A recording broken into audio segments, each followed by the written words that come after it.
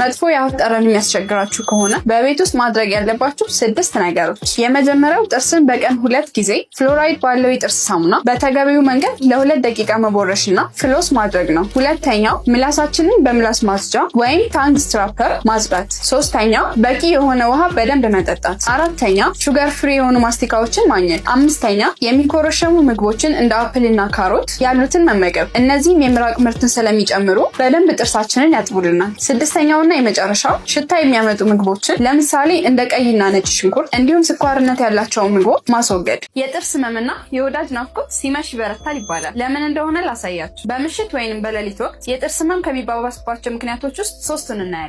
ሶስተኛው የብዙዎቻችን ችግር ስለሆነ እስከ መጨረሻው ድረስ ይከታተሉን። የመጀመሪያው ቅዝቃዜ ነው። ቅዝቃዜ የጥርስ ህመሞችን ከሚቀሰቅሱ ምክንያቶች ውስጥ አንደኛው ነው። ሁለተኛው ደግሞ መተኛት ወይም ጋደም ማለት ነው። በምንተኛበት ጊዜ የደም ዝውውር ስለሚጨምር ህመሙ ሊባባስ ይችላል። ሶስተኛውና የመጨረሻው ደግሞ በምሽት የምንወስዳቸው ጣፋጭ ምግቦች ናቸው። የተቦረቦረ ጥርስ ካለ የምንወስዳቸው ጣፋጭ ምግቦች እነዚህ የተቦረቦሩ ጥርሶች ውስጥ ሲገቡ የሚከተሉትን ህመሞች ሊያስከትሉ ይችላሉ። ብርቱካን ከበላችሁ በኋላ በቀጥታ ጥርሳችሁን የምትቦርሹ ከሆነ አደጋ ላይ ናችሁ። ጥርሳችሁን ብርቱካን፣ ሎሚና ወይን ከመሳሰሉት ውስጣቸው ሲትሪክ አሲድ ያላቸው ምግቦች ከተመገባችሁ በኋላ ወዲያውኑ የምትቦርሹ ከሆነ የጥርሳችሁ ሴንሲቲቪቲ ፓናል አክቲቭ ስለሚሆን ጥርሳችሁ በጣም ሴንሲቲቭ ይሆናል። ለዚህም መንስኤው እነዚህ የአሲድ ይዘት ያላቸው ምግቦችን በምንመገብበት ወቅት ነው። በዚህም ወቅት አሲዱ የጥርሳችንን መስታወት ወይም ኢናሜል የሚባለውን እጅጉ እያሳሳው በጊዜያዊነት እንደዛ ሆኖ እንዲቆይ ያደርገዋል። በዚህ ደረጃ ላይ ያለ ወዲያውኑ በምንቦርሽበት ጊዜ የሳሳውን የጥርስ መስታወታችንን ጠርገን ልናስወግደው እንችላለን። ይህም ጥርሳችን በጣም ሴንሲቲቭ እንዲሆንና በየጊዜው ደካማ የሆነ አቅም እንዲኖረው ያደርጋል። ታዲያ ይህ እንዳይሆን ምን ማድረግ አለብን? አንደኛ፣ መቦረሽ ካስፈለገ እነዚህን የአሲድ ይዘት ያላቸውን ምግቦች ከተመገባችሁ ከ30 እስከ 60 ደቂቃ ጠብቀው በሚገባ መቦረሽ። ሁለተኛ፣ አሲዱን ኒውትራል ለማድረግ አፋችሁን በንጹህ ውሃ መግሞጥመጥ። ሶስተኛ ደግሞ ከስኳር ነፃ የሆኑ ማስቲካዎችን ፔች ቫልዩን ለማስተካከል ስለሚረዱ እንደዚህ አይነት ማስቲካዎችን መጠቀም ትችላላችሁ። እስኪ አንዴ ጥርሳችሁን በስቲኪኒ አሊያም ደግሞ በጥፍራችሁ ፈግፈግ አድርጉት። ነጭ ወይም ቢጫ የሆነ ቆሻሻ ካገኛችሁ ስለዚህ ቆሻሻ አደገኝነት ልንገራችሁ። ይህ የጥርስ ቆሻሻ ፕላክ ወይንም ካልኩለስ ተብሎ የሚጠራ ሲሆን በውስጡ በርካታ ባክቴሪያና ጀርሞችን ይይዛል። አብዛኞቻችን ጠዋት ጥርሳችንን ቦርሸን ከሰዓት በኋላ ቼክ ስናደርግ ጥርሳችን ላይ ልናገኘው እንችላለን። ታዲያ የዚህ ፕላክ አደገኝነቱ ምኑ ላይ ነው ካላችሁኝ፣ በተደጋጋሚ ጥርሳችንን ጠዋትና ማታ ካላጸዳን፣ በጥርሳችንም ላይ ካልኩለስ እንዳለ እያወቅን ችላ ካልነው በቤት ውስጥ በቀላሉ ልናጸዳው ወደማንችለው የጥርስ ቆሻሻ አይነት መለወጡ ነው። በጥርሳችን ብሎም በድዳችን ላይ ከፍተኛ ተጽዕኖም ሊያደርስ ይችላል። ታዲያ ይህንን ልማም ወይንም ፕላክ ለማስወገድ ማድረግ ያለብን ነገሮች ምንድን ናቸው? የመጀመሪያው ጣፋጭ ምግቦችን ወይንም መጠጦችን በብዛት አለመጠቀም። ሁለተኛ፣ ቶሎ ቶሎ የሚልሙ ምግቦችን አለማዘውተር፣ ለምሳሌ እንደ ዳቦ በሻይ አይነት ምግቦችን። ሶስተኛ ደግሞ እንደ ጥርሳችን አይነት ሁልጊዜ በቀን 2 ጊዜ ካስፈለገ ደግሞ 3 ጊዜ ጥርሳችንን በአግባቡ መቦረሽ ዋናዎቹ ናቸው። እንደዚህ አይነት የጥርስ ቆሻሻ ክምችት ካስተዋላችሁ በቀላሉ በጥርስ እጥበት የሚጸዳ ሲሆን ካላስፈላጊ ወጪና ከላይ ከጠቀስኳቸው የተለያዩ ችግሮችን መዳን ትችላላችሁ።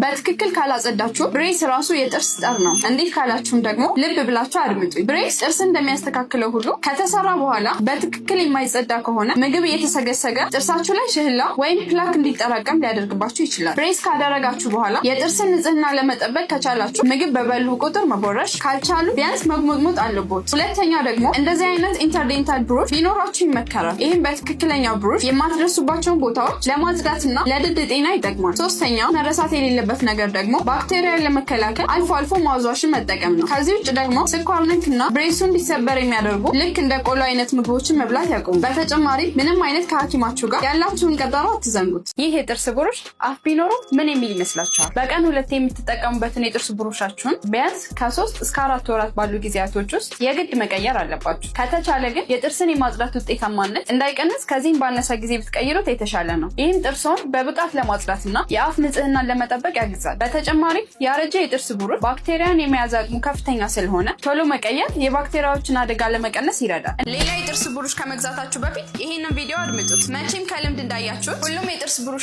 አንድ ናቸው ብላችሁ እንደማታስቡ ግልጽ ነው። ታዲያ የጥርስ ብሩሽ እንዴት መምረጥ አለባችሁ? ምክንያቱም ትክክለኛውን የጥርስ ብሩሽ መምረጥ ለጤናማ ፈገግታ ቁልፍ ነገር ነው። የጥርስ ብሩሽ ስትገዙ ማየት ያለባችሁ የመጀመሪያው ነገር ለስላሴው ነው። ሁልጊዜ ብሩሽ ስትገዙ ኢናሜልና ድድን እንደማይጎዱ ማረጋገጥ አለባችሁ። ለስላሳ ብሩሾችን መምረጥ ደግሞ ይሄንን ነገር በደንብ ያረጋግጥልናል። በተጨማሪም እያንዳንዱን የጥርስ ክፍል ለማጽዳት በደንብ ስለሚጠቅሙ ብሩሾቻችሁ ትንሽ ራስ ቢኖራቸው ይመረጣል። ከዚህ በተጨማሪም በየ3 ወሩ የጥርስ ብሩሻቸውን መተካት እንዳትረሱ። በመጨረሻ የኤሌክትሪክ ብሩሽ በመግዛት ደግሞ እነዚህን ነገሮች በሙሉ ማካተት ትችላላችሁ። በየዕለቱ ኩሽናችሁ ውስጥ የምትጠቀሙት ይህ ወርቃማ ቅመም ጥርሳችሁን ከብዙ ነገር ይጠብቃል። እርድን የምትጠቀሙት ለምግብ ብቻ ነው አይደል? ጥርሳችሁን መጠበቅ የሚችል ትልቅ ንጥረ ነገር ውስጡ እንዳለው ብነግራችሁ በተፈጥሮ አንቲባክቴሪያል እና አንቲ ኢንፍላማቶሪነት ስላለው የድድ ጤንነትንና ከመጥፎ የአፍ ጠረን ራሳችንን ይጠብቅልናል። ለዚህም በውስጣቸው የእርድ ንጥረ ነገር ያላቸውን ሳሙናዎች በመጠቀም ጥርሳችሁንም አፋችሁንም ጤንነቱን መጠበቅ ትችላላችሁ።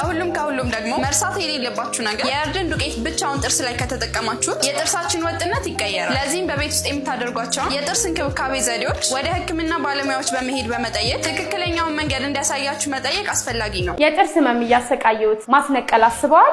እስከ ወዲያኛው ማስነቀል እንደማይጠበቅብዎት ብንነግሮት ጥርስን ለማስነቀል ከሚያሳስቡት ምክንያቶች ውስጥ ዋነኛው የጥርስ እስከ ነርቭ ድረስ እንደዚህ መቦርቦር ነው። የጥርስ መቦርቦር የሚያመጣውን ህመም በደንብ እንረዳለን። ሆኖም ጥርስ ሳይነቀል በሩት ካናል ትሪትመንት ታክሞና ተሞልቶ ወደ ነበረበት ጤንነት መመለስ ይቻላል። የሩት ካናል ትሪትመንት በዘርፉ የብዙ ዓመት ልምድ ባላቸው የሀገር ውስጥና የውጭ ሐኪሞች በክሊኒካችን ያገኛሉ።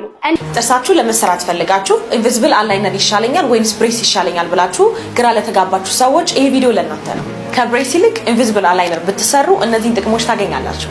የመጀመሪያው ምንም አይነት ምግብ ከመብላት አትከለከሉ። ሁለተኛው ደግሞ ኢንቪዚብል አላይነር ስናደርግ ምንም ስለማይታይ የፊታችን ገጽታ ወይም ደግሞ መልካችን አይቀይረውም።